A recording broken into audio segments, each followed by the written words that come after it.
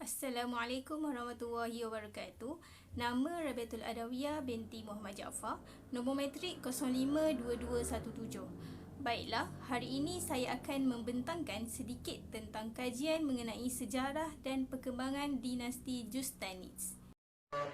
Pengenalan dinasti Justanids.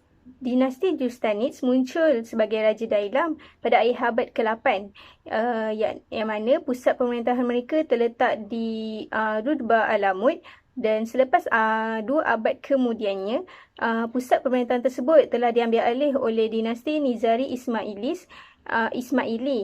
Baiklah, pengasas bagi dinasti Justani ini adalah diasaskan oleh Justan I yang memerintah pada tahun 791 hingga 805, dan selepas itu ia diambil oleh anaknya iaitu Marzuban ibnu Justan pada tahun 805 hingga 855.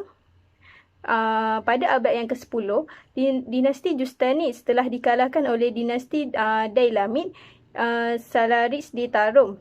Namun begitu, penduduk Justanids ni telah disatukan dengan tali perikatan perkahwinan bersama dinasti Salaris bertujuan untuk mempertahankan kedudukan mereka di dataran tinggi Dailam. Pada abad ke-11, dinasti Justanids telah mengakui kekuasaan dinasti Ghaznavid, dan akhirnya dinasti Justanids telah hilang daripada sejarah selepas kerajaan Saljuk berkuasa. Seterusnya, penyataan masalah. Kajian mengenai apa penyataan masalah yang dapat dinyatakan adalah kajian mengenai dinasti Justanids ini sangat kurang, dan ia sukar untuk memperolehi maklumat mengenai dinasti Justanids.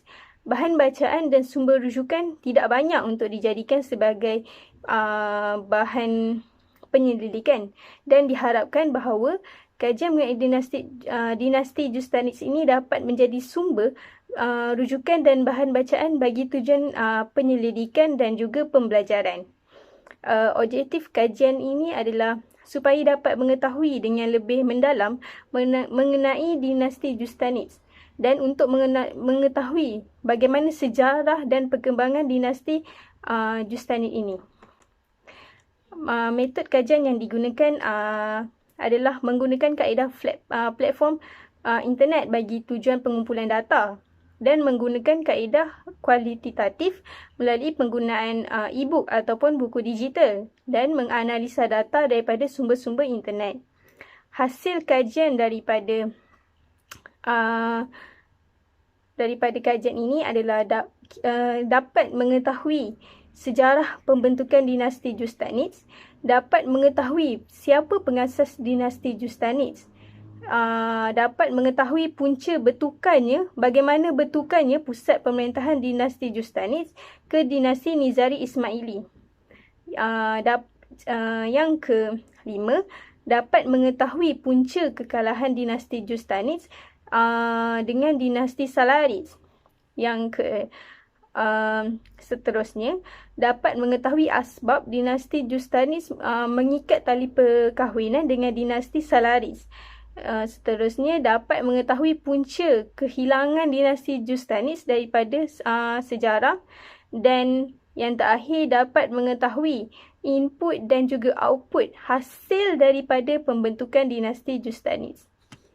Sebagai kesimpulannya, kajian ini diharapkan dapat menjadi sumber rujukan bagi para pengkaji sejarah dan juga pelajar-pelajar sejarah yang bertujuan untuk mengkaji sejarah kerajaan-kerajaan kecil Islam, terutamanya sejarah dinasti Justanids, supaya masyarakat juga dapat mengetahui mengenai kerajaan-kerajaan kecil Islam yang ada